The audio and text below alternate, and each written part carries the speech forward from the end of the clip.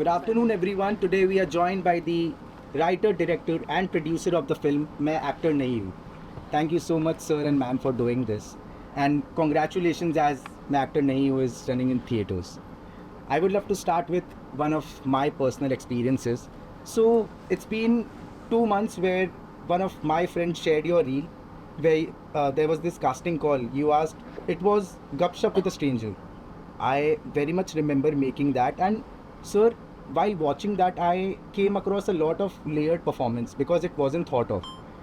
In the description, it was mentioned that you just have to recreate that. Don't give it a thought, nothing. Thank you so much, sir. And for artists, for filmmakers, writers also, you provide a very good platform, that is your Instagram. And if people are lost in the world, there is this space, your Instagram, where they can come and straight away apply for casting and crew calls. I very much remember sending my CV for this मैं actor नहीं हूँ का you wanted AD as well. So I guess this is the other journey where I get to know more about film, and thank you so much, sir. Thank you so much, ma'am, for creating my actor नहीं. Thank you. I would love to start. Was there a moment in your life when you realized that you just don't want to love cinema, you have to make it? I don't think any of these moments are very clear like that for any of us. Yeah, I don't think there was any one moment. Honestly, now just a couple of days ago, I realized that this film has a lot of connections with Rangila, and I had seen Rangila when I was 12 or 13 years old at Getty Galaxy. Yeah. So now I've started to realize that I think the moment when I started to feel for cinema more than just a viewer was Rangila as a film, and it's about the film industry as a film. It's also about an actor. Only difference is that she has her parents living with her. She's from Bombay, and she has a brother, and she has a friend named Munna, who then at some point becomes more than a friend. But the character in our friend is not from Bombay. Yeah. She doesn't have any of her own living here, which is like most people. And she's here for the art and the craft, and the craft of it. Whereas Millie was here for the glamour and the fame. So that's why when she gets a chance to act, she actually can't act. Yeah. Whereas for this character, all she wants to do is to be able to act, and she's fighting hard to be able to find that space. And none of this was conscious. I just ended up seeing Rangila 27 times in a theatre. Yeah. At Getty, it was at Getty Galaxy. Then DDIJ came the second week, and then Rangila went from Getty to Galaxy, and then it kept shuffling. That happened for a long time. Whoever was around watching films that time. So I think watching Rangila was the time when I started to feel for cinema more than just go and be entertained. Oh, it's nice. What did storytelling mean to you before films entered your life? I don't know how to change. I don't want to just say something intellectual. You're still figuring it out. Yeah. Shweta ma'am, how long did it take you to arrange funds for the film, and did you had this? It's my one thing then. But I guess that will capture. Okay.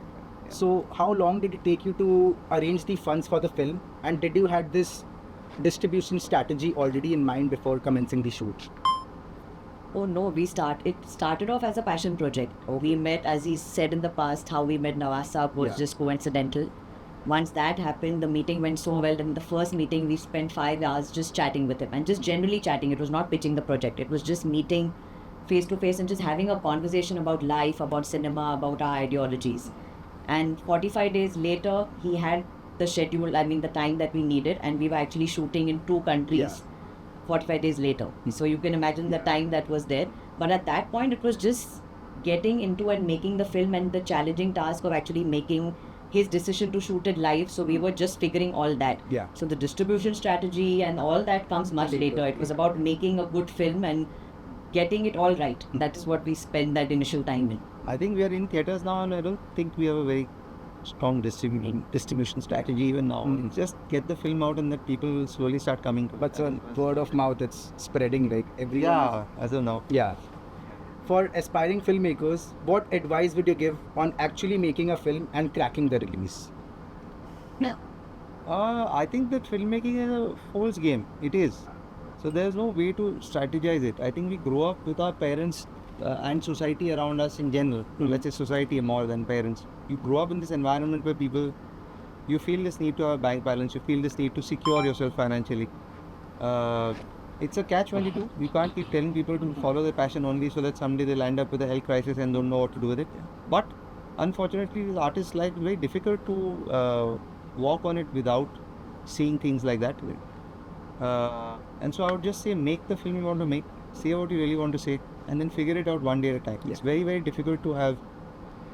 I don't know, like I know so many people from college used to say, first I'll do a job to secure myself, and then someday once I have enough money, I don't know, I've not seen, we've left college, I'm 45 now, so we left college when you were 21. 24 years, I've not seen anyone coming here later. Yeah. So, And just to add, I think it's also, there's no formula. Because the minute you try to follow a formula, I mean, there is no fixed formula. It's like parenting. Yeah. Everyone, there is no formula. You do your best, you bring up your child the best way you can, and then the child goes into the world, and that is the child's future. So even filmmaking, when you enter with passion and your full honesty. Yeah. But there is no textbook, and there can't be a formula, because we've seen that. Otherwise, everyone would track a formula. Yeah. So I think that is what, if that is the mindset, and you enter with that, then hopefully then it will be your passion and your gut feeling which you go with, which might then go somewhere. Right. yeah, so I just add a little to this, that since she spoke about this parenting, and we are partners and we actually run this company together. Even with parenting, just like that with creativity, the importance is not to focus on the release strategy, not to focus on the market as much, but how purely you can tell the story. Just like parents think, okay, how do we protect that child from the harshness of the world to a certain extent? How do we hopefully set some value system in place, hopefully set some priority scale in place, and that's it, then this kid goes out. So it's the same with making a film. Your focus constantly is, are we getting to the root of the deepest possible place that we can in the story, because you've taken up a certain subject, and that could be any subject. One thing at a time, basically. Yeah. So, sir, in the film, Adnan's character is a retired banker, and ma'am, you yourself are a banker. So, were there any instances, character traits, or anything you took it from her life and put in the film? No, right. Yeah, he's the nicer guy. The artist is the asshole. I'm just being absolutely honest. Yeah. Can I use the word asshole? Yeah. Ma'am, what made you believe this story was worth investing in? She got married to her director. What? That was the biggest motivation. Yeah, that also, I'm always the first audience for his stories. So when they are at the idea stage, or when they move into story, then screenplay. And I think at that moment itself, if you feel for it or you don't. Yeah. And luckily, again, as I said, because maybe it's just been like that because he doesn't follow a formula, and he does it based on what comes to his mind, and it's got the heart then. So I think when you read it, then you understand whether you want to do it or not.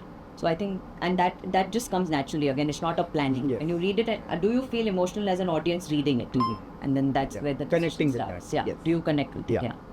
So coming to the film, there were a lot of beautiful moments. I would love to share my personal favorite. That was disassociation exercise. So I wanted to know more about that. Was it scripted? Was it like you just gave the thought? Because it didn't look like they were performing. They were just flowing. Was it improvised, sir? No, of course there was a screenplay because we needed them to say certain things, and so it was a fully written script. But because every time you say something, it becomes stale, unfortunately. So with every take, I would add some new dialogue. Okay. And there was improvisation. Okay. On the set, it was. Okay. The film itself is a masterclass for actors. Like, I'm a trained actor myself from Whistling Woods, and I came across a lot of acting techniques. So this film talked about Michael Chekhov's technique, that is outside in and inside out. So where in the park sequence where Moni was instructing Adnan to fall first and internalize that. So visually, like, do you deeply believe in this acting philosophies embedded while writing the script? I think that for all acting, it is to not act. That's also called my actor name. Right. So I think it's all just about trying to feel that moment as much as you can in that moment. Even now, while sitting with you, I'm aware about everyone sitting and looking at me. I'm aware of the fact that I'm on camera. And then I suddenly get aware that I am aware. I have to stay away from that and just be in this moment. So I think it's pretty much the same. So everything that we've spoken about in terms of exercise in the film is just so that people realize that there are so many tools that actors use to get to feel that moment as much as they can. And it's also like a lot of people have been writing to us saying that we want to take our parents and siblings and friends to see the film because they don't know what our life is like. And this is a film that might make them understand what an actor's life feels like. So I think that's where all of it came from. Okay. And I didn't want the film to get too technical. One of the earlier drafts was very technical. We mentioned Chekhov, we mentioned Meisner, we mentioned Adler, a lot of things. But then in successive drafts, I started kicking those things down. And Rangila was a great reference point. Of course, it is a much more commercial film. And so, but Rangila took us into the film industry at that point in 1995. And you had a sense of what frustration a star has, what frustration this young girl has to try to get into it.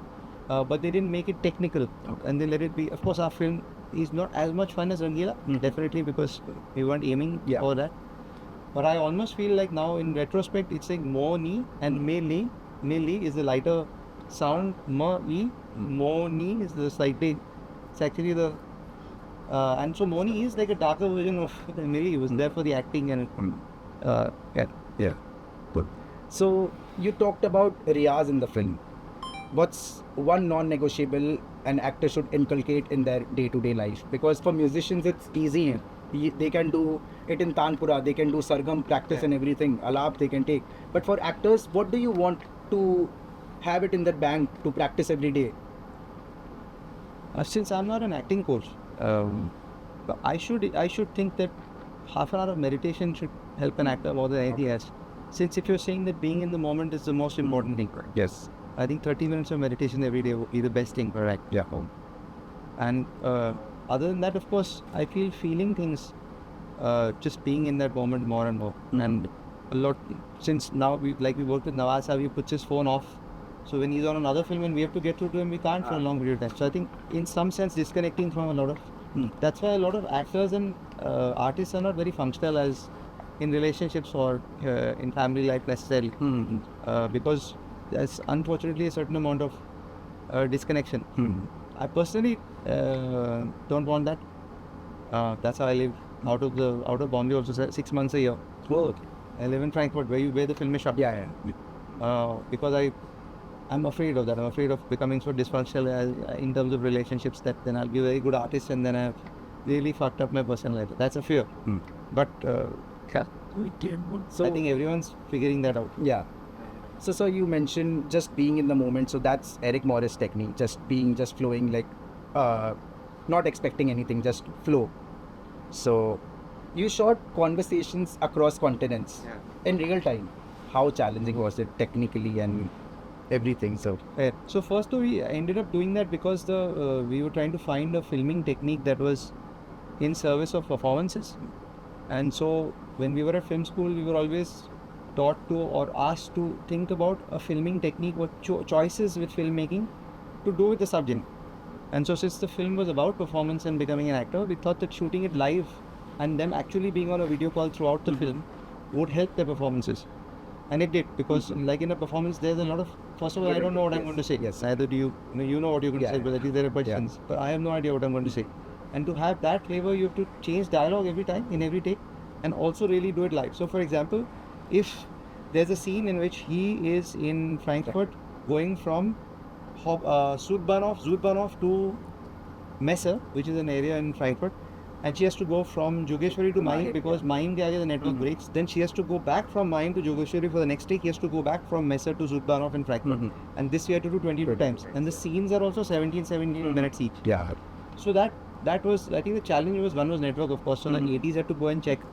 Anuradha here was the associate. She's handling the entire India site while I was in Frankfurt. So Anu here got all her assistant directors who were working with her to go and check the network. So for example, अगर आप एक taxi का round कर रहे हो from one point to the other point, then we got to check where the network won't break, and they have to take exactly that route and then go back and take exactly that route. 17 minutes. Yes. Oh, every scene was not 17 minutes, but they have to keep doing that every time. And then there also the ADs have to check for network. So one thing was network. Second thing was for them to be able to give me a live stream of both cameras. We had 4 cameras, 2 here, 2 there.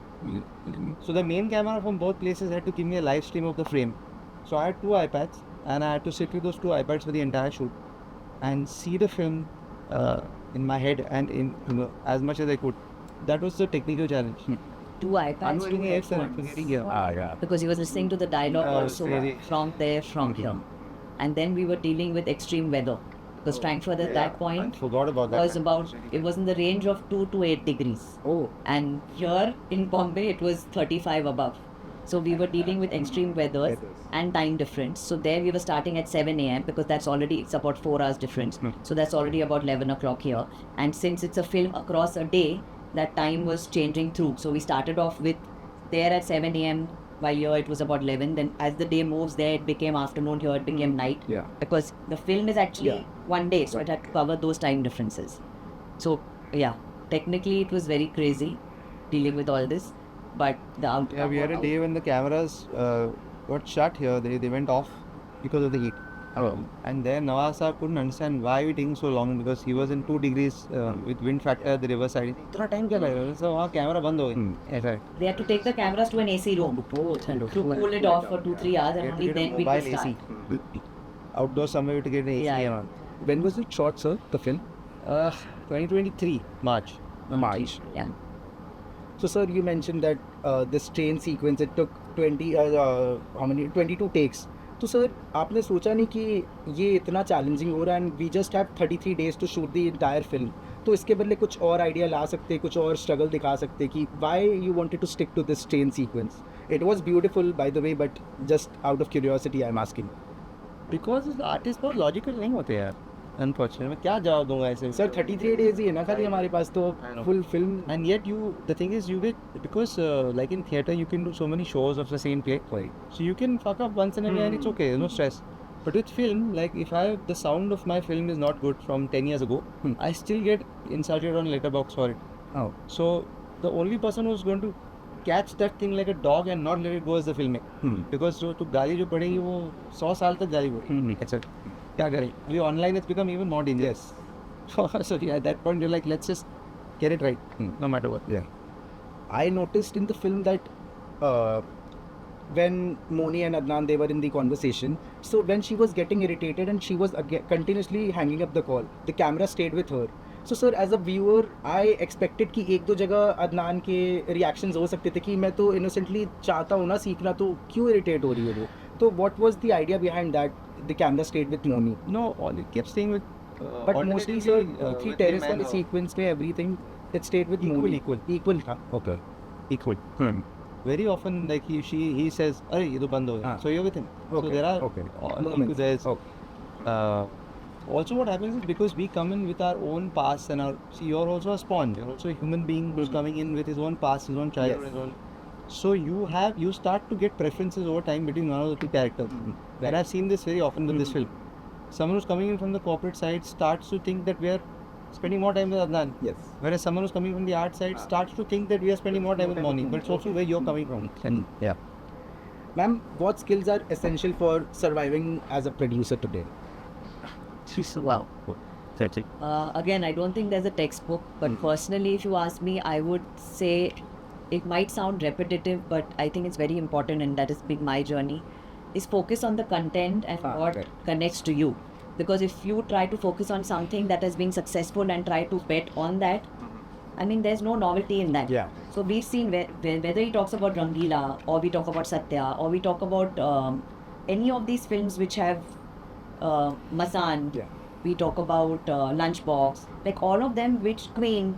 So whichever ones we feel have really gone out of what was the initial expectation is because there was something different. Yeah. If it was the same formula and we copy pasted something, then it won't be different. So which is why I think it's important to first see what you feel, like do you connect with it and do you feel, and then go into the other parts, and don't try to just follow a success formula. If you would have start your producing journey in 2026 again, what different? I want to add something there. Yeah. Sorry, I think it helps that we both co-produce, because it's like our own money goes into the film. So it's never been this is our 6th feature film. It's never been that we've gone one day over schedule. Never, not even once. And it's also that so if your director is also co-producer, उसका भी पैसा जा रहा है, so it becomes a little easier because you feel a lot more responsible towards. In fact, there are times when she has to say, "Hey, I think we can spend a little more money on this because I am feeling like we should hold it back." And that's all. But if the director is this creative artist genius and the producer is spending the money, then that's I think it's very complicated because filmmakers tend to not hold the reins of the horse. Then that's not fair to the producer and the money being spent. Yeah. So, sir, for the film, did you follow a proper shot breakdown, or it was like more of a coverage? You had a room for extra takes and everything. We have a full shot breakdown. We do a shot division in multiple times. We did it a couple of takes of the shot division, 3 takes, I must say. Okay. 3 rounds of shot division. Alright. And after that, we still improvise on set. Okay. So it's like you be as prepared as you can, and then you also improvise. Okay. Ma'am, like the earlier question, like if you would have started your producing journey again in 2026, what differently you would have done? Which gate?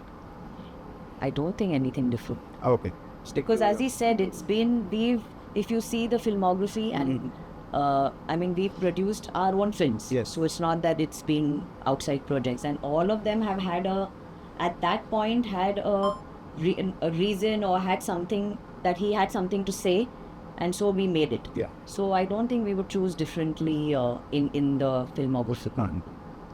What's one lesson this film taught you that you'll carry it out in your next film? Both of you. That we should do more theatre. And that's it. Yeah, so that is his thing. But also, I think from specifically on the film point, initially when he brought up this idea that he wants to shoot live, I think all of us were like, that's crazy. You are shooting live across 2 continents. So what I said, time difference, weather difference, network, it's a live video call. Yes. So how are we going to do this?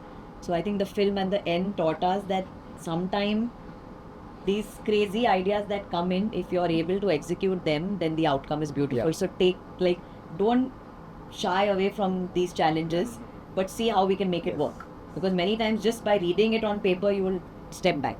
But if you can make it work, try to make it work, because then you can see the outcome. How do you identify stories that can connect with both critics and audiences? We really don't. I should not be able to crack all these things out. No, but like you used to say earlier, right, that you at least... Yeah, at least engagement is important for me, that's all. It's because I grew up watching Bollywood films. I don't think I write in a manner that is, at least I think I don't write in a manner that's indulgent, but that's always subjective. So you have worked in cinema, in advertising before cinema. What did it? Actually, FTI, and then I was a screenwriter for many years, and then advertising. Okay. So what did it help you, and how did it take away creatively in you? Advertising. What did it teach in? What it helped me was to be able to say things in less time. That copy, the writing copy, like to see writing like copy. Every word, everything has a lot to. So if you're writing the tagline for your own film, or if you're writing the name of your own film, all your advertising brain is constantly working to do that. When you're now marketing the film, how to put your film out, what exactly people are perceiving your film as, and to keep changing as you're seeing new information. So the advertising brain is working in those things. What has it taken away? I don't know yet. Okay. I might know in the future. But also, I did it for some years, and then I've been out of it, and then never gone back there. So I don't know. It would have taken away a lot, but I'm not aware of it yet. Okay.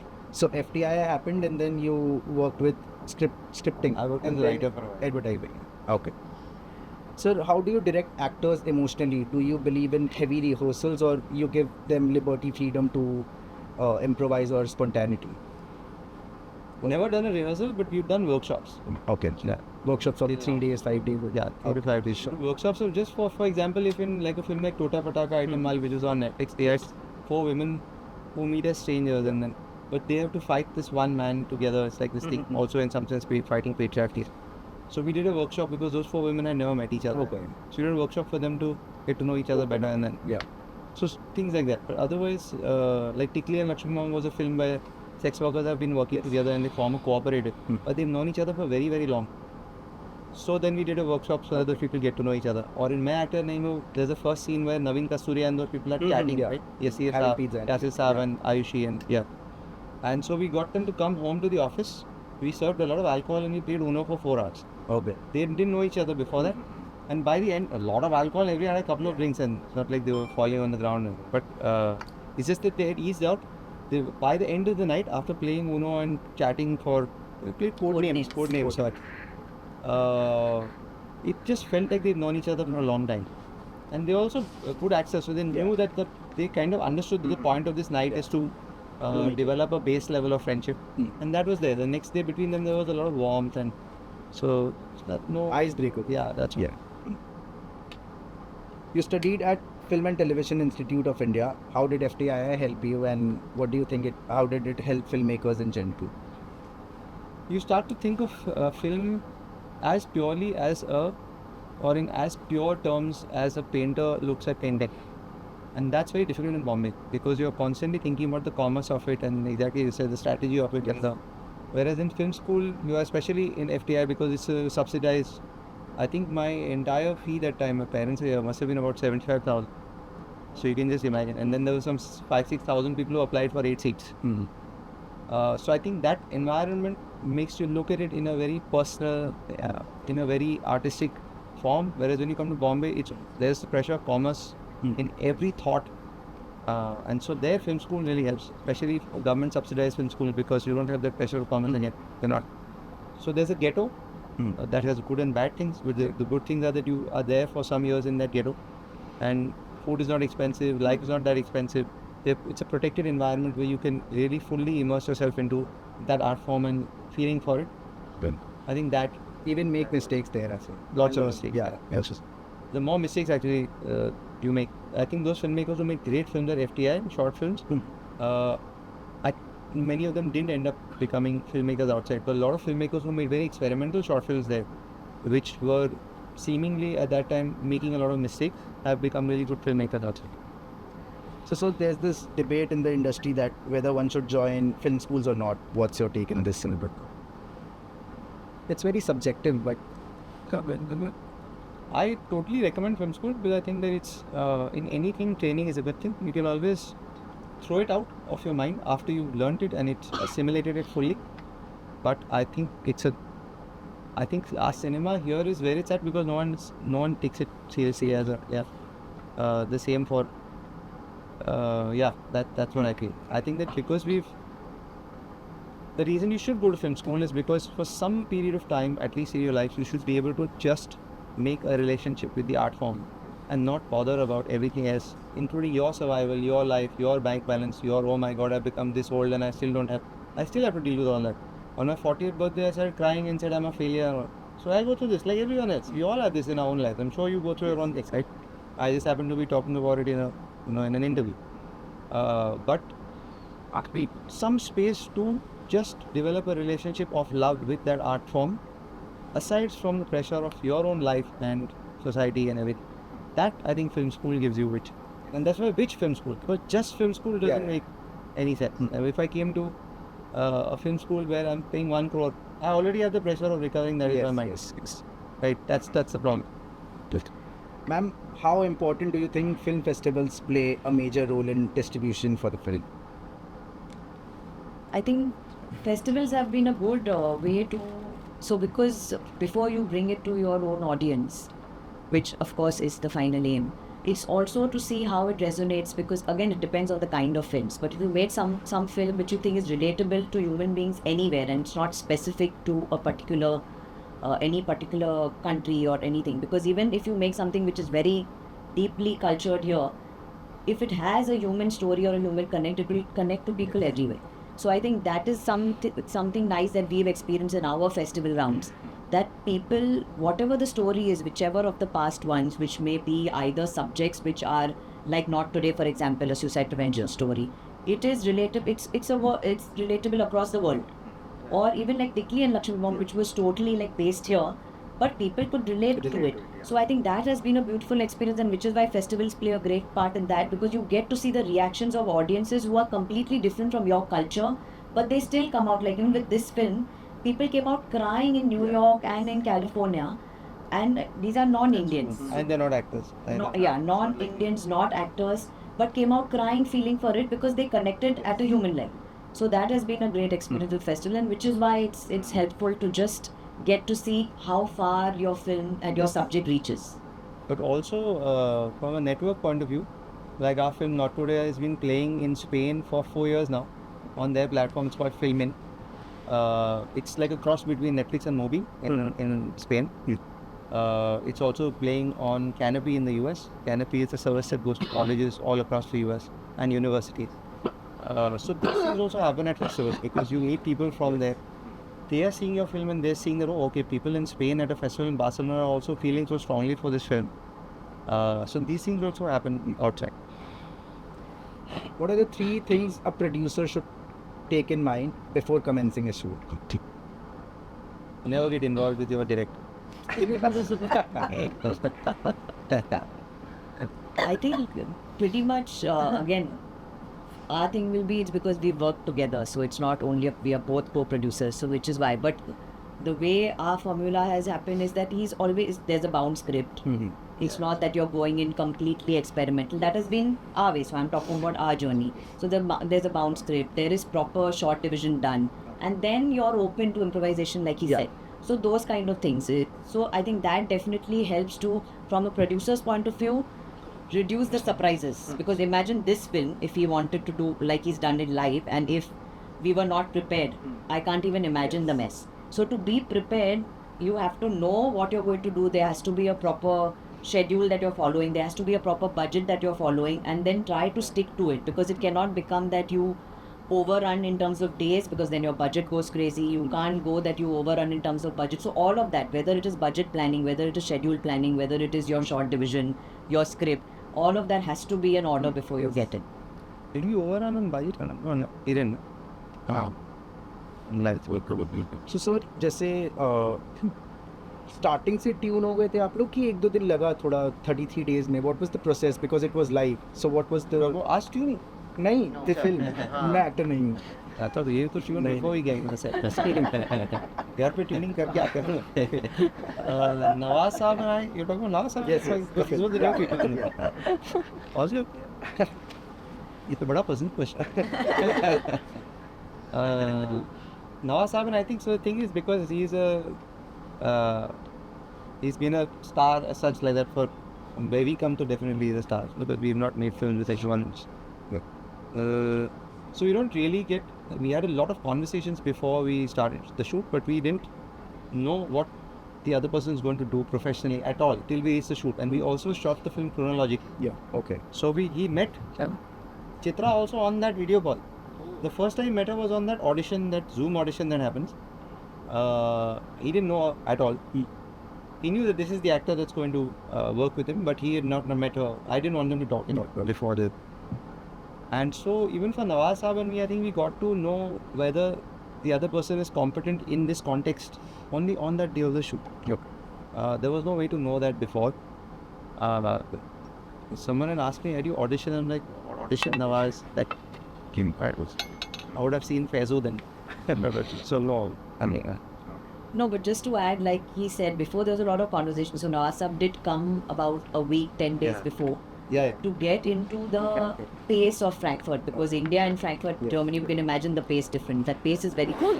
So to get into it, and those days which were pre-shoot, there was a lot of conversation just discussing about the character, what would be like a retired banker's life here, walking around those streets, basically getting that familiarity of the place. So those things were done. It's not that one day you landed and next day you started shooting. He also did this unique thing which Anuradha reminded of us of the other day. He asked all the cast and crew mostly, to tell him what they felt about Adnan Beg as a character, because they'd all read the script on a video call. He was, I think, in India then. No, he was here and he was asking the whole crew in India.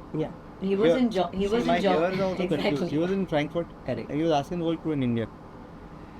So then each one told him what they felt emotionally about that character, and he made notes. Okay.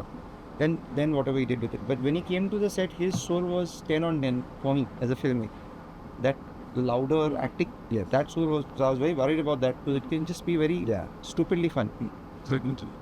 But sir, that was very magical. वो seesaw वाला scene उन्होंने camera नीचे रखा था और वो कर रहे, वो बैठ गए वहाँ पे. So सर ऑडियंस में भी मेरे फ्रेंड्स भी और मैं रैंडमली देख रहा हूँ, everyone was enjoying his performance. So वो उनका वो ही लेके आए थे ना वो चीज़. We had asked him to put the phone there, and that seesaw thing he was not very comfortable with when I told him, because the scene is very serious scene. But the thing is, it was his tone only that added a lot of humor to the film. And I just started having fun with that as a filmmaker. So I started changing lines, adding lines, changing situations to encourage that tone. Because I thought See, even in Lunchbox, he brings in the humor. Yes. Somehow no one has explored him in a comedy, proper comedy. Like a well-written, like a Fish Called Wanda kind of situational comedy. No one's used him as an actor for something like that. I started to realize as we started filming that he's really good with comedy. And so I started playing to that as a filmmaker. So these elements started coming in. Later when he saw it, and to his credit, he didn't argue or say, no, I won't do it, I'm not. But I could tell that he was just not, you could make out of his face that he's not happy about this, putting him onto a seesaw in a suit and whatever. But he submitted to it, and then when he saw the film for the first time, he was very happy with the decision. How do you convince investors or studios to back new talent? I also don't. Absolutely. No, I mean, see, somebody has to take a stand. So let's say with this film, when we took the film, so Nawaz Saab said he's giving us dates. And he said in 45 days, he has 1 month. 40 days to give us. Then we first started meeting producers to get money. Because now we have 45 days to do the entire prep and get the money. So when we met producers, they said, okay, you have Nawaz. Take X person, I'm not going to name them because they don't even know about this, but take this X person and take 15 crores. Or we went with, let's say we say 5. And then someone says, okay, take 15, take this other actor because you have Nawaz. Yeah. They said, no. Chitrangada has auditioned, she actually auditioned for this film and she was the best actor. So we want to go with her. But also in Bombay, see, practically also I can't take a known actor and work in a local tail in Bombay, then I have to hire the whole local tail. So different budget. Becomes 5 times the budget of it. But also she was really, you've seen the film, she's a really good actor and she deserved that. Yeah. So we took a stand and said, no, we want to go with this actor. Then we had to leave that producer. Then we go to other producer, they said, okay, take this other actor, take 10 crore. Again, we had to say, no, we want to go with this actor. So somebody has to back an actor. And not out of some personal bias towards anyone, because they deserve that role. Because they've auditioned and theirs is the best audition. And so there's always someone. For Nawaz Saab, so when Chitra had come to Frankfurt, Nawaz Saab was telling her that, for me it was Anurag Kashyap that actually a big star was supposed to do Denzel Washington too. I'm not going to say it because I don't think it's known anywhere. And they were about to shoot, and then Nawaz Saab happened. Like he saw his audition or whatever, and then he backed him, and then they had to change the producers in the film. And so I think always it is somebody that takes a stand for somebody else, because people have taken stands for you as well. Yeah. It's a cyclical thing that happens in the world, and that's how Chitra has ended up. Yeah. So money wasn't a factor in this. You were very much firm with going with Chitrangada. Yeah, because I just wanted to get that, again, that gets formed in film school. Yeah. You want to make it as purely as you can because you want to do as much justice. Your your loyalty is towards the story. Yeah. And to get it right. Your loyalty is, second loyalty is towards anyone else. First loyalty is there. Of course, you don't want your producer to go bankrupt, you don't want to make any, so then you don't go over budget, you try to be as safe as you can.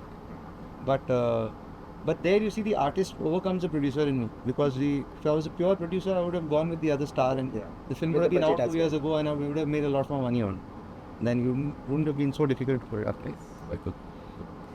What advice would you give someone who wants to become a producer without any industry connections? Starting afresh. Don't. No. Without any industry connections. I don't know, make them first. Doesn't do a thing. Make the connection and then become the producer. No, but again, unfortunately, all of the questions, my answers are seeming repetitive. But I think it will be to,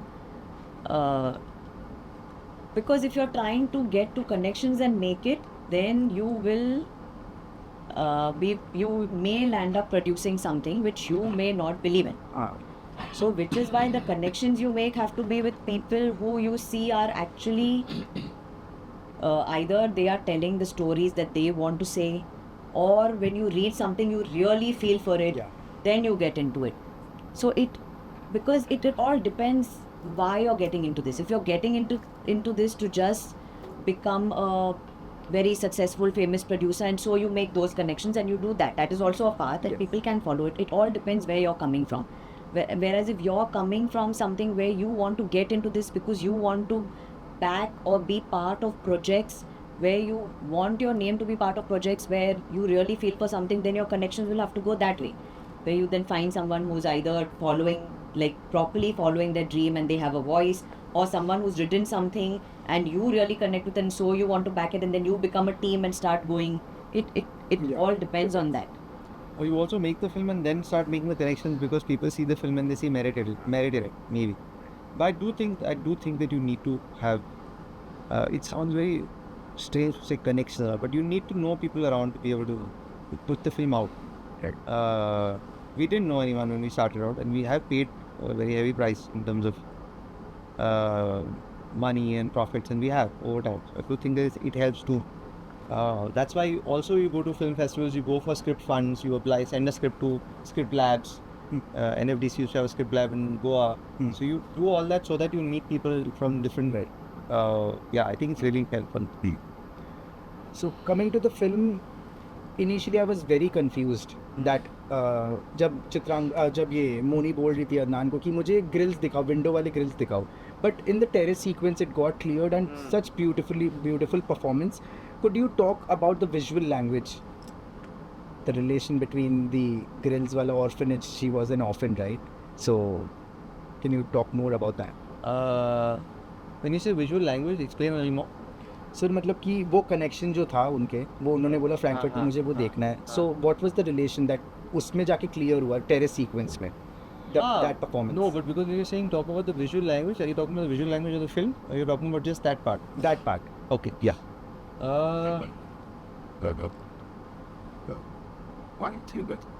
It was just, I think I used to, if I have to really go back to my own life, since you're saying visual, because visual language is a technical thing and this thing is emotional thing, so I'm going to answer them as much as I can. My mom's here, so I think my mom used to go to work there. I used to stand at the grill in Nani's house, at the grill, and wait for my mom to come back from work. So grills have a very important space in my life as well. Okay. But I'm answering this now, and lots of things you do and you write and you're not aware of them. I 100% wasn't thinking all this when I wrote the character. But if you're asking me to think about what the visual of a grill means, then I'm harking back to where in my mind the grill thing comes from. So that's all I can grab. And I remember the grills of that house very clearly. I'll remember them till the day I die. I can sketch that grill of that house out on a piece of paper now. That house now someone else lives in it, and I don't even know if the grill is the same grill. It's a different, I have no idea. But that's probably where it came from. And visual language is a slightly separate question, but we were very careful about that Frankfurt should look the way Moni sees it. Okay. Like, especially Indians who not traveled enough, they see Europe as this perfect place. Right. Which it's not. It's got its own fuck-ups and its own problems. But we see it as this very dreamy. Like when we were in FTI, we saw all these European films. And it was, wow, the trench coat and someone sitting at a cafe and smoking cigarettes all day and drinking wine all day. This is a very different way of seeing it. So we wanted Frankfurt to also look a bit like that. So you don't see any dirt. And it's not like there isn't garbage and all in Europe. It's all there. But we shot it like that. And in Bombay, if you see, we've shot the roads and the dirt and the muck because Moni set up a Bombay. And so even Adnan's life is almost like you're seeing the film from our perspective, not from his. What do you protect the most while making a film? The script, the performance, or the feeling? Feeling. That's fact. And then the script. What did Nawaz sir bring to the film beyond acting? His persona, I think his own nature, and also some things from his own childhood, his own past, which we've added into characters. What should audiences watch out for next? What's coming next? So, Theatre, plays. That's something I'm really excited to do after this for the foreseeable future. Because I just find that live, with AI and all these things coming into film, I just find that seeing anything live is just so much more beautiful for me now than. And also the waiting period. Like I love making films, but I have to do so much after making them. Like now 3 years after making this film, I've been hustling on it. I don't hustle. I can become a filmmaker. And so I find that I want to explore in theatre a lot of the things that I've been seeking in film, to tell stories and just work with actors and keep it as simple as possible, because film is just very expensive medium. And that starts to create the entire problem with the medium, where you end up doing what you love for very short periods of time and you do a lot of what you don't love because you're an adult, you have to deal with it and you have to get on with it, and then I do too many years of that. So theatre is what I always. And you want to add? No, because I think it's again it's a medium to say a story is just a different medium. But it still has the same thing. You have the writing, you have the screenplay, you have the actors, you have the situation. So it's a different medium to definitely try out. And with films, it's also, you may plan something. So he does have a lot of scripts, they are written. But what gets made next, you don't know. Yes. So if your question is what is coming up next, there's nothing that has started or there's no project that has started. What may come up, you never know, because there are so many stories. So I think it's like that. Yeah, at least I am for the foreseeable future looking at doing on the theatre. Honestly, it's not a Mayusia is in it. It's just it's a calling. Like when I got into film also, it was a calling. I used to be a novelist also. I've written 4 novels, and at one point there was a calling to do music. So I composed some songs and went into the Bombay local trains for 2 months, and I sing my own song every day. So I've generally responded to whatever is coming from inside, and at this point theatre is something I feel very strongly to explore. Okay. So let's open to the audience if you have any questions. I have a question. Yes. You need the mic? I can just say it like All that. right. Sorry. So, when we go to film schools, nobody really teaches. Everybody talks about the craft of filmmaking and shot division and cameras and everything, but nobody really teaches you how to deal with people on set or in your team. So I would like both of you to just talk about the people skills that you need while making a film, and if somebody doesn't have that, how can they cultivate that and how important it is. That's kind of good. No, very, very good question, because like you said, depending on the course, or even if it covers a lot of things, it covers the technical aspects of a lot of things. And when you go in actually to shoot, the people management and time management actually become the 2 critical parts aside from all the technical part. And I think a lot of this will be a combination of on the job, because I don't know whether you can really teach this as a curriculum. But the fact that it should be covered, I agree to at least cover it as a topic, that this is very important. Because many times we get so caught up in the in covering the deadlines and the budget, that finally you're dealing with human beings and human emotions, and all of them have this on the set. Like for example, if it's a tough day, and especially if like the captain of the ship, if the director's having a tough day, we've seen that in our films, that The mood and the mood changes. Yes. And there are times in between the shoot he realizes that, and suddenly he switches and becomes lighter and puts that stress aside, because stress is happening but work also needs to happen, and suddenly the mood changes. So I think that we've seen, and which is why it's so important. And so I mean, I don't know how one could do it, but it's a very important point that should be covered, that you have to, it's not robots working, right? It's individual people, and you will get the best only when they feel comfortable and they feel part of the project and their contribution is recognized. So literally a simple gesture of making sure that the crew also has a break time together, has lunch or dinner together depending on the schedule. I think those things also make a difference. We have a break every 4-5 days in every shoot. Correct. So many people do 40-day schedules with no break. Yes. Fuck all, absolutely. Correct. So small things.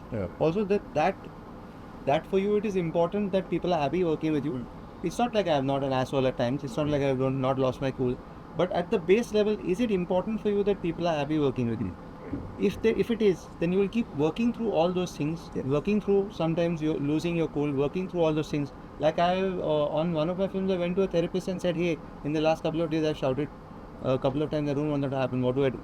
Is it important for you that that people are happy working with you? I think if it is at the core, then mostly people should, at least most of the time, they'll be happy working with you. For a lot of people, it's not important. It's not a people thing. First of all, I also realized that film is such a group sport that you just can't make even one light boy that has not done that work on that day properly affects your film. So if you accept going into cinema, that it also makes you much more of a community person.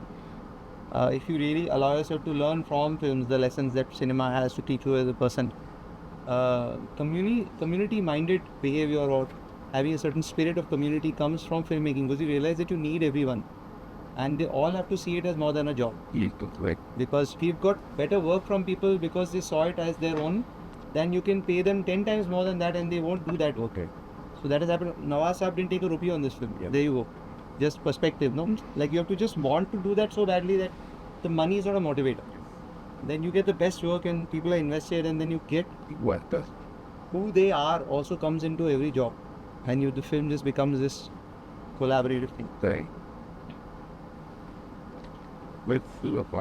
First of all, congratulations, and your movie is a hit. And the reason I'm saying that, I came to know about this movie just 3 days before. And I wasn't active on Insta, but I'm very active on Insta. So, but I wasn't. And I went to see another movie in theater, and the poster was there, my actor name. I was looking at all the posters, and I said, "What this?" Oh gosh, I have to watch this today. I had no choice that day, and I had to watch it. But I haven't seen the movie yet. But the curiosity and the eagerness that I have to watch that movie is just kill. Just now, before we were coming here, we saw the teaser. So, without knowing anything about this movie, just looking at the poster, I've been wanting to watch the movie. So it's a great success already. I'm sure audiences had the same reaction as I do. And as a producer, I'm a producer myself, so I was listening to you very, very carefully. And I have no connections in the industry. Your question. Yes. So no connections to the industry, being an outsider or whatever you want to call it. No, I think in order to be in film industry, you have to be in love with films as well. Connections, yes, obviously for business level, you need connections. You have to make connections. You have to be, know people around you. Scammers will be around you. You know how to be careful with them. You will be scammed. So all those comes with it. So, but if you like storytelling, if you like stories, there's nothing like this, and that's pretty sad. Yeah, congratulations. Thank you for sharing. Okay, so I have a question. It's a little bit off topic, but recently, Rai Anil Barve, the director of Tumbat, friend. Sorry? He's a friend, so Yeah. So he recently made an AI-based film called Man Pishach, and I saw you giving a positive response about it and you being supportive. So my question is about Maya Sabha, not about Man Pishach. Man Pishach. I spoke about Maya Sabha. Okay, I remember there the trailer came out and you had a comment on it for the director that you were being supportive about it.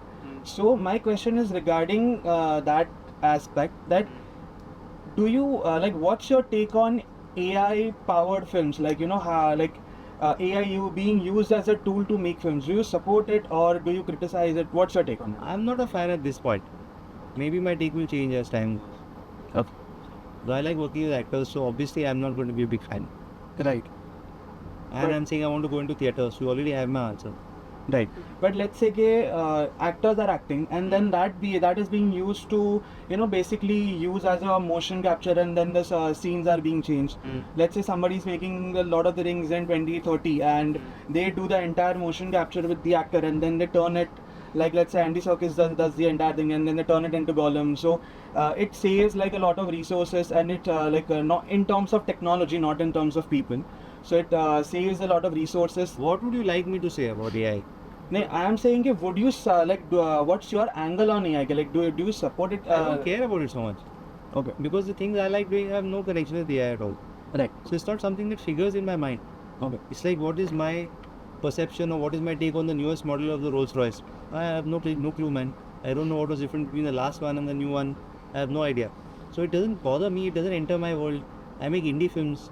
If any idiot would come and use AI to do this, he's going to lose money with the AI also. So it's a bad idea. You know what I mean? Like, this work it's like, I am like a Majdoor picking up rocks and putting it from one place to the other. AI is not coming into my world. AI comes in where there is money. So I'm okay. Have I been able to explain this? Yeah. With indie films, there's no, you make Before Sunrise with AI. Which idiot is going to make Before Sunrise with AI? Only an idiot will try that, no? Yeah. And what is there to do in that film with AI? Nothing. Two actors talking to each other. So it doesn't enter my world, is what I'm trying to say.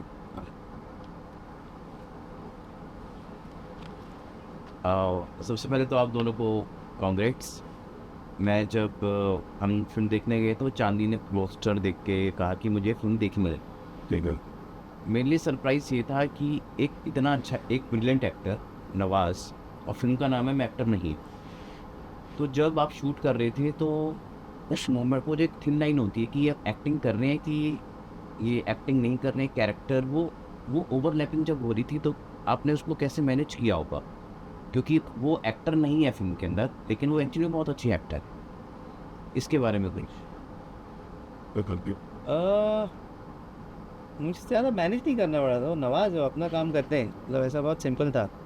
It's like आप BMW लो, फिर उसको आपको drive कराना सिखाना नहीं है, मतलब वो गाड़ी चल रही है, आपको बस स्टीयरिंग पे बैठना है आराम से और AC चला के आपको, I guess it was a bit like that. You have a really good actor, he is doing his job, मुझे थोड़ा मॉड्यूलेट करना है यहाँ वहाँ से, बस उतना ही, बहुत कम यहाँ वहाँ मॉड्यूलेट करना था। और वो भी मैं दूसरे एक्टर के थ्रू करता था, मैं उनको कुछ नहीं बोलता था, वो तो बात कर रहे थे किसी से, उसको फ़ोन करके बोलते ये बोल दे, ये कर दे, तो वो करती थी, फिर वो रिएक्ट करते थे, तो मुझे मिल जाता था जो मुझे चाहिए, मैं उनको कुछ नहीं बोलता था। और चित्रा के लिए भी मैं उसको डायरेक्टली कुछ नहीं बोलता था, जो लड़की थी उस फिल्म में, जो दूसरा किरदार निभा रही, मैं नवाज साहब को कुछ बोलता था, ये बोल दो, ये कह दो, ये कर दो, और फिर वो करते थे, और फिर वो रिएक्ट करती थी, तो मुझे मिल जाता था जो मुझे चाहिए। डायरेक्ट तो कुछ मतलब ये sir. Okay. Sure. May I ask the question? Please. Hello sir, my name is Vishal Joshi. Hi. And I'm working in media industry from last 1.5 year, and I'm also like chasing like how to become an actor or director. So I have few questions to ask to you. So how to decide whether being a director or actor? Oh, I don't know, I'm just a filmmaker, so I don't, that Like- you will have to, you ask me a question, you have to ask yourself, how do I like I also like acting, I also like directing, so it's a bit confusing question to me also. But Whenever- इसका जवाब अंदर होगा ना दोस्त, मतलब ये और तो कोई आपको मदद कर ही नहीं पाएगा। What is it that you feel Ah, what more do you strongly feel towards? So it's like keeping Pepsi and thumbs up and saying, how do I decide? You're asking someone else, so don't you have to answer. You will have to find that out. And I know it's difficult, and that's why you're asking me, but you will have to find that out yourself. It's hard answer है. Okay. One more question. Personal branding is how much important in being an actor? What is that? Personal branding. I don't. Being an actor. Because I'm not an actor, so I don't. मैं actor नहीं हूँ. Thank you. Thank you. Sorry यार, ये सब चीज़ें मुझे सच में पता नहीं है, बिकॉज मैं तो ये करता नहीं, नो आइडिया। मैं तो कहूँगा बिल्कुल ही इंपॉर्टेंट नहीं है, फिर आप बाहर जाके कोई आपको पूछे फॉलोअर अकाउंट दिखाओ, फिर आप मुझे गाली दो, तो मैं क्या जवाब इसका, I have no idea. Good. Thank you so much, sir and ma'am, for doing this. It doesn't look like an interview. It felt like late night. Thank you. Chat. Thank you Very so much, sir. Hey, man. That's right. Thank you. I just. Thank you.